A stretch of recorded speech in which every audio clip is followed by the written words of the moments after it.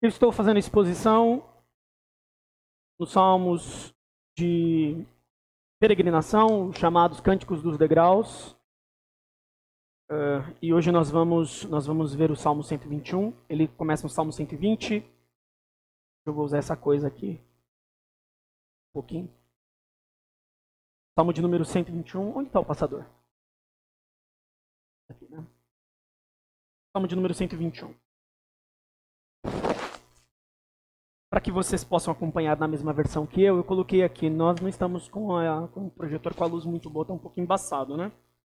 Não é problema de ajuste não, é a lâmpada mesmo. Salmo 121 é o segundo salmo de peregrinação em uma lista bem organizada, propositalmente organizada, literariamente organizada. Então, as lições elas estão interconectadas, não são salmos de uma ordem aleatória, são colocados em uma ordem proposital e nós vamos ver a conexão íntima entre o Salmo 121 e o Salmo 120. As nossas exposições bíblicas nos Cânticos dos Degraus, o Salmo 120 e 134, servem para encorajar um pouco da nossa vida cotidiana, considerando nós, como Paulo diz, nós somos embaixadores do reino de Cristo, entendendo que cada local, cada igreja local é um quartel-general. Essa palavra, essa expressão é um pouco feia hoje em dia no Brasil. Só usa aí para político, né? Então às vezes pega mal. Mas a igreja é uma embaixada do reino. Cada igreja local, eu diria, é uma embaixada do reino.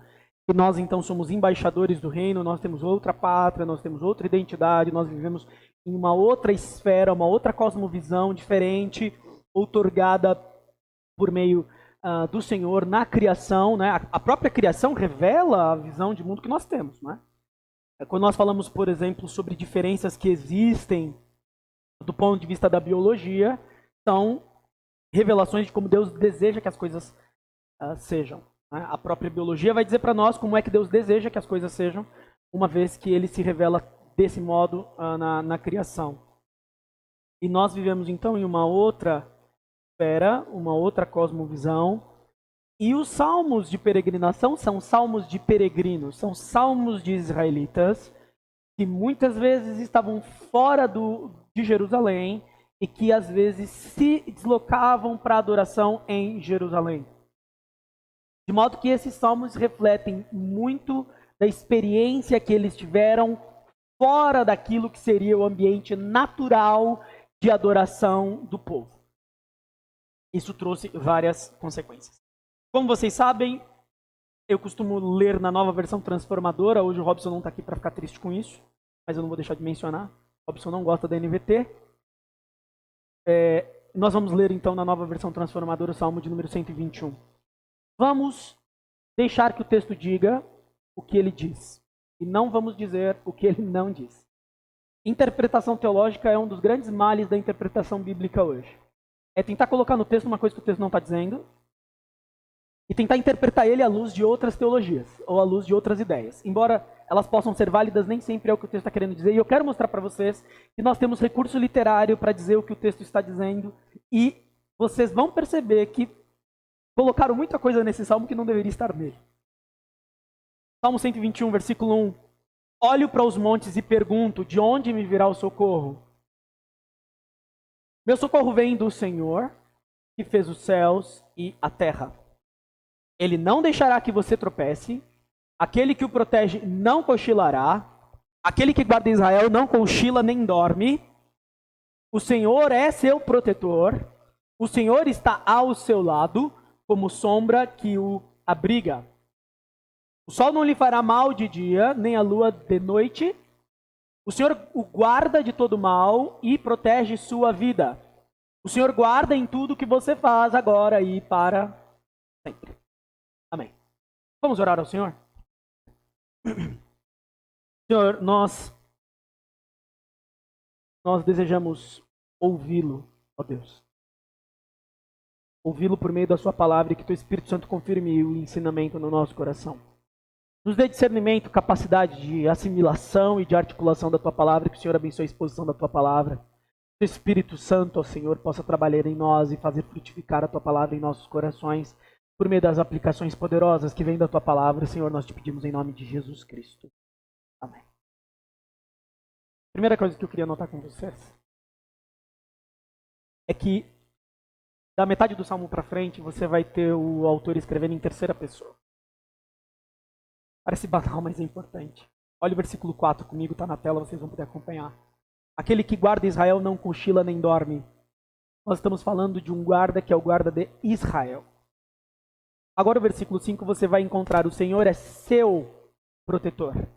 Não é para quem lê.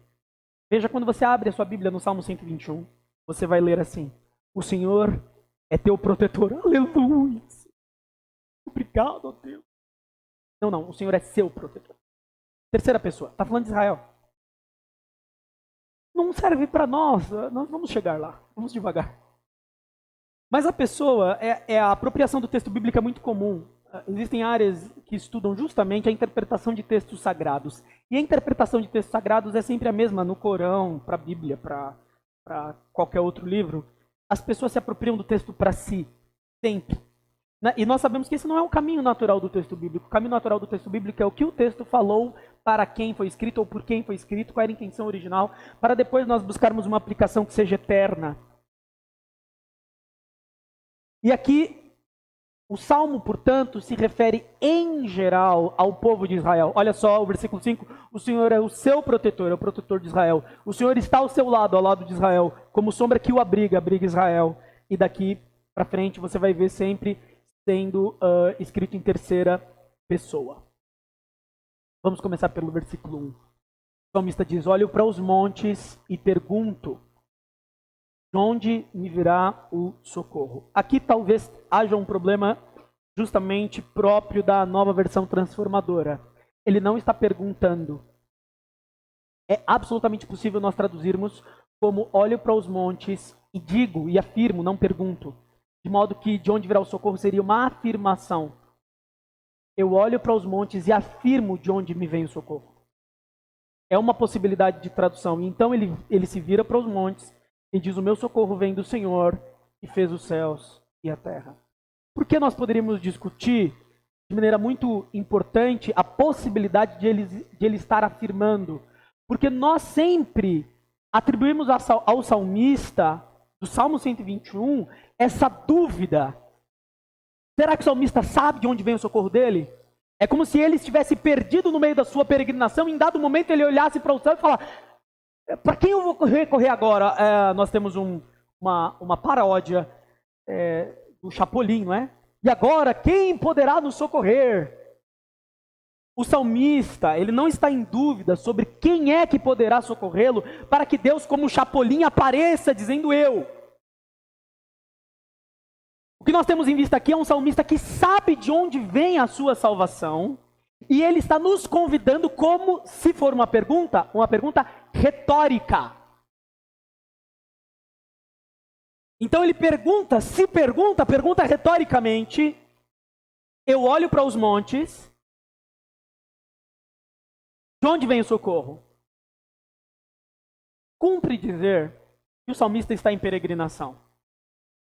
No Salmo 120, nós vimos que o grande problema, a grande queixa do salmista ali, é o fato de que os homens com os quais ele convive são mentirosos. Ele não pode confiar em ninguém, é todo mundo enganador. Ele vive no meio de pessoas com as quais ele não consegue conviver, são mentirosos. São pessoas que você não pode caminhar junto delas porque você não sabe o que elas podem fazer contra você. Você não sabe se você pode argumentar com elas, se você pode conviver com elas, se você pode se abrir com elas. Não dá para confiar neles. E esses homens que são mentirosos confiam geralmente na mentira. Quem é mentiroso confia na mentira. Não por acaso Jesus disse para os fariseus: vocês são filhos do diabo, porque o diabo mente desde o princípio. É isso que vocês estão fazendo, vocês só mentem. E nós vemos de fato que os fariseus mentiam mesmo. Mentiam mesmo. Se você observar o texto com bastante atenção, você vai encontrar vez após vez os fariseus mentindo. E como eu gosto de lembrar vocês em relação aos fariseus, o problema dos fariseus, quando a gente fala de hipocrisia dos fariseus, não é que eles eram religiosos que não cumpriam a lei. Eles não eram religiosos. Eles não acreditavam em Deus. Eles não serviam a Deus. Eles serviam a si mesmos. Se a gente olhar a história, eles serviam a si mesmos. Por isso eles eram mentirosos. Então eles diziam para o homem: olha, não precisa cuidar do seu pai e da sua mãe não. Você vai lá e dá oferta no templo mesmo. Jesus criticou essa prática deles e várias outras, né? Porque eles eram mentirosos. E quem é mentiroso confia na mentira. Olha só que coisa mais inusitada. Quem é mentiroso confia na mentira. Alguém disse? Dizem que foi Maquiavel. Os filósofos que me corrijam se eu estiver errado, é que se você contar uma mentira várias vezes, você vai contar até acreditar nela. O diabo é um pouco assim, não é? Ele vai contar uma mentira para nós e vai tentar nos fazer acreditar na mentira até que ela pareça uma verdade para nós, como nós temos visto no mundo. Um salmista do Salmo 120. Ele está saindo de um contexto e nós não sabemos se é o mesmo autor, mas tem um organizador, tem um compilador, tem um editor. E o editor, e eu acredito que o editor também é inspirado pelo Espírito Santo. Eu sou tão ortodoxo que eu acredito que até o editor é inspirado pelo Espírito Santo.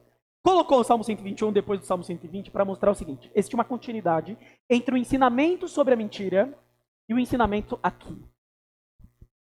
Você não enxerga a princípio. Você olha o Salmo 121 e você vê como um salmo de confiança. Muitos colocam como um salmo de confiança. Não é um salmo de confiança.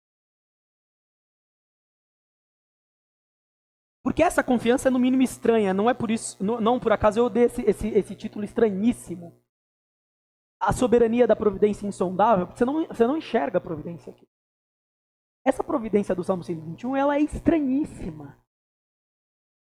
Você pode dizer, para todas as circunstâncias da sua vida, o Senhor é meu protetor, está ao meu lado, Ele me abriga, o sol não vai me fazer mal de dia, a lua não vai me fazer mal de noite, o Senhor vai me guardar de todo mal, Ele vai proteger minha vida, e o Senhor vai proteger minha entrada, minha saída, tudo que eu faço, agora e sempre.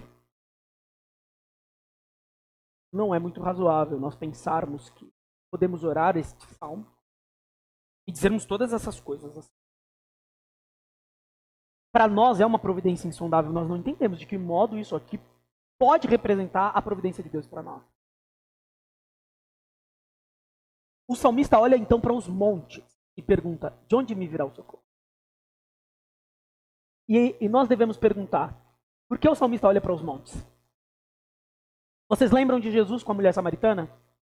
Os samaritanos, depois do cativeiro, adoravam onde? É a conversa. Os judeus adoram no templo e os samaritanos adoram no monte. Se você olhar a topografia de Israel, você vai ver que Israel é cheio de montes. O Monte Sião, Monte Hebron, Monte Hermon, Monte Gerizim, Monte Moriá. O que não falta em Israel é monte. E por que eles olham para os montes? Os montes eram os locais da adoração dos pagãos. A adoração idólatra, a adoração politeísta era feita nos montes. Então o salmista, que está peregrinando até Jerusalém, é o que se entende pelos salmos pelos cânticos dos degraus, que são salmos de peregrinação, que está peregrinando até Jerusalém, ele olha para os montes, que nós poderíamos dizer são o loce, o local, a moradia dos outros deuses. E ele olha para quem está em volta dele, que não são judeus, porque ele é um peregrino, e ele se pergunta: será que olhando para os montes, eu vou buscar a minha salvação em outros deuses? Não por acaso estão aqui os montes, para nos lembrar que há um claro contraste entre o Deus de Israel e o Deus dos outros. Eu olho para os montes, eu olho para o local onde as pessoas colocam a sua confiança e adoração. Eu olho para os bens deste mundo, eu olho para o dinheiro, eu olho para o convênio, eu olho para o condomínio fechado, murado, cheio de seguranças, e eu me pergunto: serão essas coisas que me guardarão? Nessas coisas eu poderei confiar? Será no meu conhecimento? Será na minha capacidade? Será nos meus recursos? Essa é a pergunta do versículo 1. Outros deuses, que não o Senhor, poderão me salvar? E ele diz em alto e bom tom, e é um salmo coletivo, portanto é para Israel: contra a idolatria, o meu socorro vem do Senhor que fez os céus e a terra. Você pode olhar qualquer outra cosmogonia, Nenhum único Deus fez os céus e a terra. E aqui o salmista identifica a salvação dele não com algum Deus, mas com um Deus cuja característica é o Deus que fez os céus e a terra. Por isso que nós começamos com Atos 17, quando Paulo diz: nós não adoramos um Deus que está aí no templo, que pode ser feito pelas mãos de homens. Nós adoramos o Deus que fez os céus, o mar e a terra pelo poder da sua palavra. Isso o distingue de qualquer outro Deus. É o único Deus. É um Deus. E é o Deus que fez os céus e a terra. E aqui o salmo fica completamente desnudo. E a mensagem desvelada, porque quando a gente percebe que o salmista está contra-atacando a idolatria, nós notamos que todo o resto vem a reboque. Ele não deixará que você tropece, aquele que o protege não cochilará. O que Elias disse para os homens de Baal, quando eles estavam tentando fazer Baal descer fogo sobre o sacrifício? Elias zombou deles por várias vezes. Uma das coisas que Elias fez foi perguntar o quê? Grita mais alto, vai que ele está dormindo. Mas o Deus que nós servimos, o Deus que escolheu o seu povo e que guarda o seu povo, que protege o seu povo, ele não deixa o seu povo tropeçar. Porque ele não cochila. Então, o que nós temos aqui é uma elegia ao Deus único, é o Deus que fez os céus e a terra. Ele não é como os outros deuses. Eu olho para os montes e vejo as estátuas e vejo os outros ídolos, mas eu creio no Deus que fez o céu, porque ele não dorme. Em outras palavras, veja, nós temos ídolos modernos. Nós temos líderes de seitas, religiões, por exemplo, não sei se vocês conhecem a Igreja da Unificação, chamada de Moonismo. O Moonismo do Reverendo Moon. Ele morreu, gente. Ele se dizia a encarnação de Jesus Cristo. Ele era a outra vinda de Jesus, né? Ele era a segunda vinda de Jesus, do Moonismo. Se você olhar o cortejo fúnebre dele, é um negócio de arrepiar até, olha, os do nariz, assim, né? Os pelos do nariz arrepia também.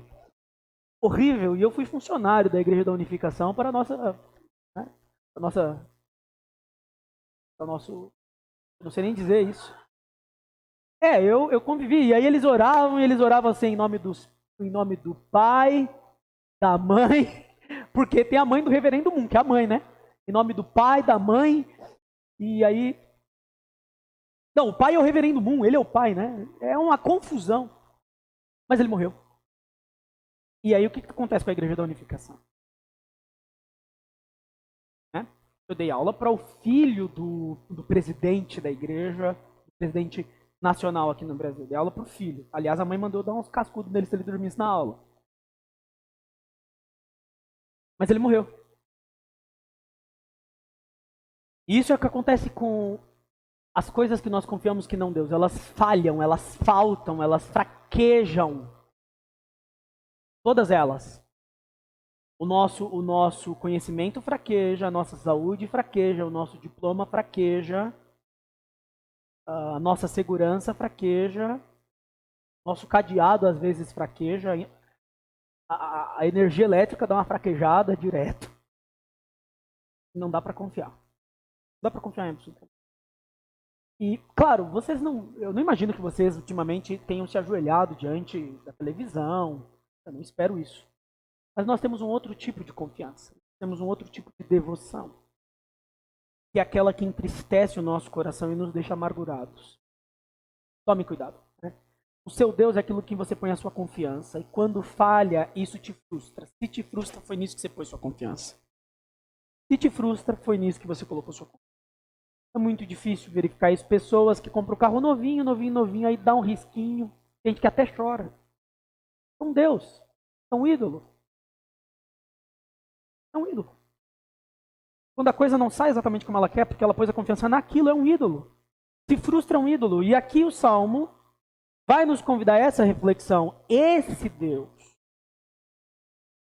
que nós adoramos, que não é o Deus que está nos montes, que não é o Deus que cochila, porque Ele guarda Israel, é nesse Deus que nós temos que colocar nossa confiança, porque existe aqui uma providência insondável. Versículo 4. Aquele que guarda Israel não cochila nem dorme. O Senhor é seu protetor. O Senhor está ao seu lado, como sombra que o abriga. Veja só. Nós temos aqui um critério importante para a interpretação. O Senhor está falando da guarda do seu povo. Nós lemos aqui Jesus dizendo: eu conheço as minhas ovelhas, elas me seguem. Ninguém pode arrebatá-las da minha mão. Existe na Escritura, tanto no Antigo Testamento quanto no Novo Testamento, um foco muito grande na obra de Deus com o seu povo. Embora haja grande discussão sobre a relação que existe entre a igreja e Israel, eu acho que não nos falta indícios bíblicos de que a igreja é o povo de Deus. Se ela não substitui Israel, ela pelo menos vive junto com essa expectativa de ser o povo de Deus. E eu estou dizendo isso para não entrar em confusão teológica, porque realmente não me parece que importa. Eu acho que o que importa é dizer que nós somos povo de Deus. Israel era o povo de Deus e o povo de Deus hoje somos nós, a igreja. E aqui nós temos Deus guardando o seu povo, porque Jesus disse, falou das ovelhas dele. Ele deu a vida pelas ovelhas dele. Isso mostra que Jesus está guardando o seu povo. Ele, quando faz a oração de João 17, ele lembra isso. Eu oro pelos que haverão de vir, para o Senhor também guardá-los, para que ninguém se perca. No fundo, o que Deus está dizendo é que Ele guarda o seu povo. Portanto, o Salmo 121, como Salmo de peregrinos, se era dos peregrinos de Israel, agora dos peregrinos da igreja, que vivem nesse mundo, como diz Pedro em 1 Pedro capítulo 1, como forasteiros, como peregrinos. Ele não deixará que você tropece, aquele que o protege não cochilará. Em que sentido não tropeçaremos? Veja, tem gente que se apropria de certos textos para dizer que em cada período específico da vida Deus está provendo. E eu não desconfio disso, eu acredito na providência. Eu acredito na soberania de Deus. No entanto, prestem atenção. Israel saindo do Egito, caminhando pelo deserto para chegar em Canaã, é uma figura da igreja que foi liberta do pecado e está caminhando pelo deserto para chegar em Canaã. E o cuidado de Deus é no caminho do deserto para que o povo chegue até Canaã. Qual é a nossa Canaã? A nossa Canaã é a Nova Jerusalém, é o céu. Quando o texto nos diz, o Senhor não vai deixar que você tropece, Ele não está dizendo, meus irmãos e minhas irmãs, Ele não está dizendo que você não vai fazer besteiras, Ele não está dizendo que você não vai fazer escolhas erradas, Ele não está dizendo que você vai comprar um aparelho e vai falar, que porcaria de aparelho, Senhor, eu orei ao Senhor, o Senhor preparar o melhor aparelho, aí eu comprei isso aqui, é ruim. E eu sou a favor de orar por isso também, vai comprar a TV nova, ora, poção, comprar um negócio decente e tal, mas às vezes é uma porcaria, e aí você vai dizer o quê? O Senhor disse que o Senhor não vai deixar a gente tropeçar, olha o tropeção que eu dei, o picão que eu dei aqui, porque eu comprei a TV que não presta. Não é disso, Deus está dizendo que você não vai tropeçar no caminho até Canaã, até Jerusalém. Vocês lembram do Provérbios 24 que diz assim, o justo tropeça 7 vezes e nenhuma delas fica prostrado, mas o ímpio se esborracha. Numa vez só, né? Aí o pessoal diz assim, tá vendo aqui, ó, esse texto está dizendo que uma vez salvo, sempre salvo, porque pode cair 7 vezes. O texto não está dizendo isso. O texto não está dizendo isso. 7 vezes vai cair. Claro que não é queda da graça, o texto não está nem falando de graça. Está falando de salvação. Mas está dizendo o seguinte, olha, por que o número 7? Vocês sabem que o número 7 é aquele número perfeito, né? O justo cair 7 vezes significa que ele tem motivo suficiente para cair, não é? 7 vezes, é um número suficiente. É aquela pessoa para quem você olha e diz assim, era mesmo para ela ter se matado. No mínimo. Era mesmo, você olha para a pessoa e fala, o que ela passa era para arrancar os cabelos mesmo. Era para ficar louca, né? Eu não sei como é que não tá. Mas se ele é justo, o que o texto está dizendo? O justo tropeça 7 vezes, ou seja, tem motivo suficiente para ficar prostrado e ele não cai, não fica prostrado. O Senhor levanta. Tem nada a ver com salvação, mas tem a ver com o cuidado do Senhor ao longo da vida, para que ele não fique prostrado, porque se ele é justo, ele não vai ficar prostrado. Então é esse mesmo Deus que o justo tropeça e cai, ele levanta, que diz, ele não vai deixar que você tropece, não tem nada a ver com decisões certas ou erradas. Eu não deixo vocês esquecerem o fato de que a oportunidade que nós, em Adão, tivemos de sabermos tudo a respeito das decisões que gostaríamos de tomar, passou. A oportunidade acabou. Porque quando eles decidiram saber e decidir sem a ajuda de Deus, porque evidentemente, suponha que fôssemos Adão e Eva, somos oniscientes? Somos onipotentes? Só porque a gente não tem pecado? Adão e Eva não eram onipotentes, não eram oniscientes, ou seja, eles não eram Deus. E desse modo eles não tinham todo o conhecimento. Portanto, durante toda a vida deles, eles precisariam consultar Deus para tomar decisões, sim ou não? Eles não eram Deus. Vida perfeita, sem pecado, não significa ser Deus. Então eles teriam de consultar. Só que para isso eles teriam de obedecer a tudo que Deus disse. Tudo que estava escondido deles, que não era da conta deles. Eles falharam nisso.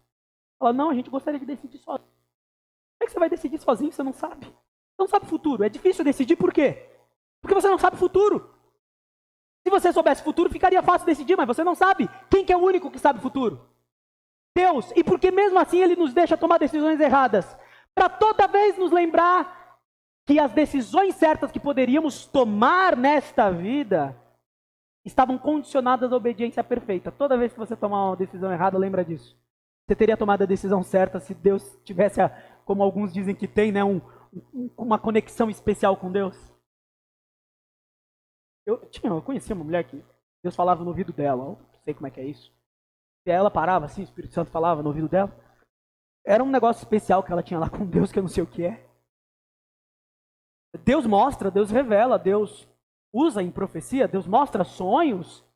Deus nos dá alguns direcionamentos e os dons espirituais estão aí para nos lembrar, o Senhor não nos abandonou. Mas você não vai saber tudo para decidir tudo. Você vai dar uns tropicões, mas não o tropeço definitivo. Não o tropeço que vai fazer você ser impedido de chegar até o outro lado, que é Canaã. Aquele que o protege não cochilará. Aquele que guarda Israel não cochila nem dorme. Versículo 5. O Senhor é o seu protetor, o Senhor está ao seu lado como sombra que o abriga. O sol não lhe fará mal de dia, nem a lua de noite. Aqui é uma clara lembrança ao que Deus fez com Israel no deserto. Quando o sol estava quente, a gente gosta de contar isso para as crianças, né? Quando era criança, contava muito. Quando estava quente, o que Deus fazia? A nuvenzinha para proteger do calor.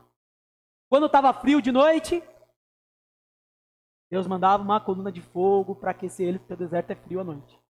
Aqui é uma clara referência ao cuidado que Deus teve com o seu povo no caminho do deserto. Deus cuidando do seu povo no caminho do deserto. O Senhor o guarda de todo mal e protege sua vida. Aqui está, esses dois últimos versículos, eu diria, são os mais complicados. Porque se você parar para um momento devocional e falar assim, hoje eu vou ler o Salmo 121, então você pega os versículos 7 e 8, o Senhor o guarda de todo mal e protege sua vida. Você fala, eu vou sair hoje tranquilo. Aí bate o carro. Se você interpretar isso como não vai te acontecer nada de ruim no mundo, você vai se frustrar com relação à interpretação do texto. Não por acaso, de novo, é por isso que eu quis intitular a soberania da providência insondável. Porque em muitos casos na Escritura Deus está dizendo que está cuidando, está provendo, está sustentando, e essas coisas todas nos acontecem e nós nos perguntamos, Senhor, mas como o Senhor está fazendo isso? Porque do meu ponto de vista, está dando errado. Do meu ponto de vista, o Senhor não está fazendo isso certo. Do meu ponto de vista, o Senhor deve estar equivocado em algum ponto do seu cuidado e da sua soberania. Então, é aqui que reside o aspecto insondável dessa providência. Primeiro porque essa providência é soberana. Deus tem o controle de todas as coisas.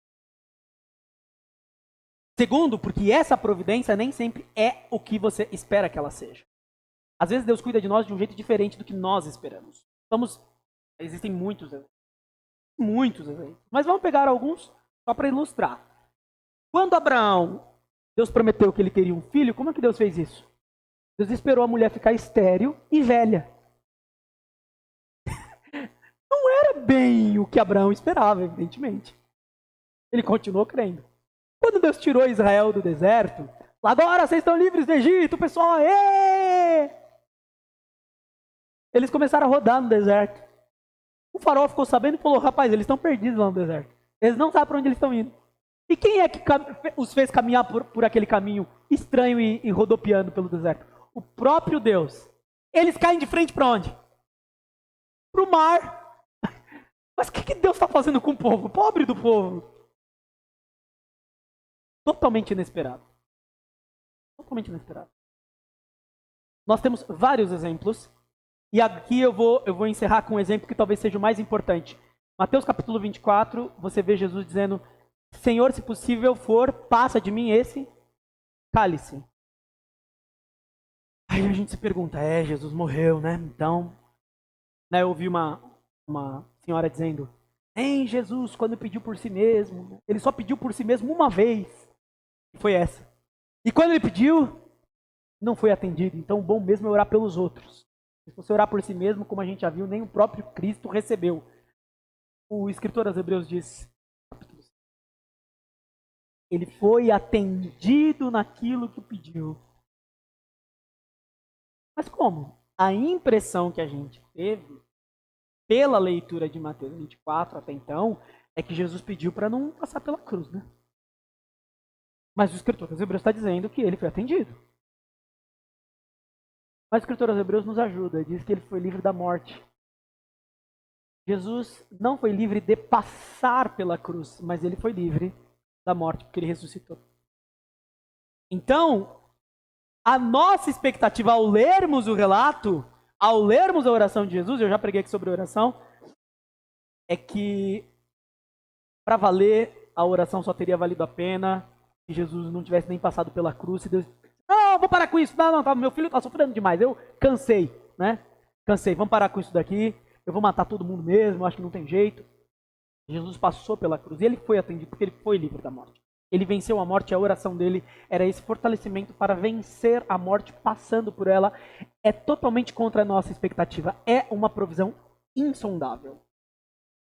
Em outras palavras, quando a gente diz Deus está cuidando de nós, versículo 7 e 8, o Senhor te guarda de todo mal e protege a sua vida. Nós precisamos acreditar, e isso é difícil. E aí eu vou recorrer ao que o próprio Cristo diz, e também os apóstolos às vezes sugerem isso. Se vocês têm pouca fé, peçam mais. Aquela coisa de que não é nem porque a gente morre que Deus não está nos guardando. Não é porque a gente morre, nem porque a gente fica doente que Deus não está protegendo a nossa vida. É uma providência insondável. Muitos exemplos bíblicos vão mostrar que o jeito de Deus proteger, guardar, é um pouco diferente daquilo que nós esperamos.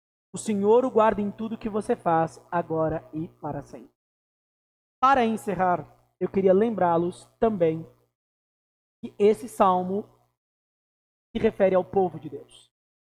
Eu não acredito. Acho que a Escritura também nos dá base para isso. Que esse cuidado, essa proteção e essa bênção de Deus é incondicional. Ou seja, que Deus vai guardar o seu povo de qualquer forma. Não. Um povo que não obedece, um povo que não caminha, um povo que não frutifica. Jesus disse, se vocês estão na vara e não frutificam, eu corto e lanço fora. Então, esse cuidado, essa proteção, isso concorre com o que eu disse um pouco mais cedo no momento da confissão de pecados. Só estamos desconfiados de que Deus não está ao nosso lado, que Deus não está nos guardando, não está protegendo, não está cuidando, não está nem aí pra gente. Às vezes porque também nós estamos falhando de modo que a gente fique pensando assim, eu acho que Deus não está se agradando de mim. Eu queria agradar o Senhor. E quando você perceber que você nunca vai agradar o Senhor, aí você passa a depender da graça. Nós temos sempre que viver nesses dois, eu diria, nesses dois limites, né? Entre esses dois. Você nem vai agradar a Deus de modo completo, então você precisa depender da graça de Deus, sabendo do Senhor, eu sou limitado, dependo da sua graça. Você vai bater na trave, você não vai conseguir agradar a Deus de modo completo. Mas nem ser relapso a ponto de dizer, já sei por que eu não estou recebendo bênção, é porque Deus não está cuidando de mim. Porque eu também estou facilitando demais para o inimigo, para a carne, né? Para aquelas coisas contra as quais a gente luta. Esse salmo, por um lado, ele nos lembra que ele é uma arma contra a idolatria. O socorro tem que ser buscado somente em Deus. Os outros deuses, aqui sim, os deuses daquele período, mas agora os deuses do nosso período. Aqueles nos quais nós colocamos nossa confiança, nossa expectativa, e que nós conseguimos identificar que são deuses quando eles nos frustram. Tudo que nos frustra e nos entristece em geral tem potencial para ser Deus. Deus na nossa vida. Esse salmo é um salmo para nos lembrar. Você leva os olhos para os montes, ou seja, para tudo que existe ao seu redor, e você se pergunta, onde está o socorro? Nós temos a mania de olharmos primeiro para os montes, não para Deus. Para todos os deuses, menos para Deus. Para todos os recursos, menos para Deus. E de onde vem o socorro? O Deus que fez os céus e a terra é o Deus soberano, ele cuida de tudo. Contra a idolatria, em primeiro lugar, é esse salmo. Em segundo lugar, lembrar que a providência de Deus é para o caminho da salvação e que essa providência muitas vezes é insondável. Não é conforme esperamos. Não é de acordo com a nossa expectativa e com o limiar da nossa capacidade de compreensão. Deus cuida de nós de um jeito diferente daquele que esperamos. E quando o Salmo diz, ele vai te guardar de todo mal, proteger a sua vida, ele não está mentindo. O Salmo não está nos enganando. O Salmo está apenas nos lembrando que ele está fazendo isso. Sua palavra é verdadeira, mas talvez seja de um jeito que você não está entendendo e talvez nunca vai entender. Eu gosto de lembrar, Jó morreu e até hoje Jó está lá no céu. Senhor, quando o Senhor vai me contar? O que foi que aconteceu? Deus, Jó, não. Jó, quando você estava lá, né, olhando o mar, vendo que ele tem limite, onde você estava quando eu fiz? Talvez Jó esteja até agora no céu se perguntando, Senhor, o que foi que aconteceu? Que até agora eu estou sem saber. Talvez ele esteja até agora sem saber. Às vezes isso é assim. Tem um limite. Jesus não disse aos discípulos certa vez? Olha, eu não posso dizer a vocês isso porque vocês não vão suportar. A capacidade humana tem limite. E mesmo em corpos transformados, nós teremos um limite. Nós não seremos deuses. Às vezes os cristãos confundem um pouco a esperança da salvação, uma coisa mais ou menos assim islâmica ou espírita, né? Nós vamos ser como deuses, vamos ter um planeta. Não. Nós vamos ser seres humanos transformados, livres do pecado, com algumas coisas um pouco mais acertadinhas. Não seremos deuses. Não vamos ter todo o conhecimento, não saberemos tudo. E eu acho ótimo, porque eu queria continuar estudando mesmo a vida inteira. Então ainda tem a eternidade para estudar. Né? Quem gosta de ler, mas vamos ter tempo suficiente. Né? Porque os conhecimentos de Deus são insondáveis, dá muita coisa para estudar ainda. A vida inteira para quem gosta de estudar. Vamos orar ao Senhor e colocar diante dele as nossas reflexões enquanto eu falava. A palavra de Deus, o Espírito Santo, nos dava discernimento e você pensou várias coisas sobre sua própria vida. Então esse é o momento para você orar, colocar isso diante do Senhor. Deus, a tua palavra nos falou nesta manhã sobre os nossos ídolos para os quais olhamos, para os montes quando nós buscamos recursos em outros lugares que não no Senhor. E também sobre esse aspecto insondável da sua soberania e da sua providência. Desejamos aprender de Ti, ó Deus, e confiarmos em Ti, de tal modo que não olhemos para os montes como nosso recurso, de modo que confiemos na Sua soberania quando ela nos parece estranha, quando ela nos parece fora da nossa expectativa comum. Que o Senhor, ó Deus, nos dê discernimento, entendimento, compreensão, capacidade de vivermos no caminho da fé, nesse mundo tenebroso como peregrinos, confiando que o Senhor, apesar de tudo, nos guarda, que o Senhor, apesar de tudo, nos protege, que o Senhor não cochila nem dorme, Porque nós somos o teu povo e o Senhor guarda o seu povo. De maneiras às vezes inusitadas. De maneiras às vezes inesperadas. Faz-nos crer, Senhor, nessas verdades da tua palavra, ó Deus. Ensina-nos no caminho da fé, da esperança em ti. Ajude-nos a crermos na tua providência, na tua soberania. Mesmo quando todas essas coisas para nós são insondáveis, imperscrutáveis. E conosco. Nós te pedimos, ó Deus, nome santo daquele que era, que é e que há de vir, o nosso Senhor Jesus, nosso Salvador, nosso Senhor. Amém.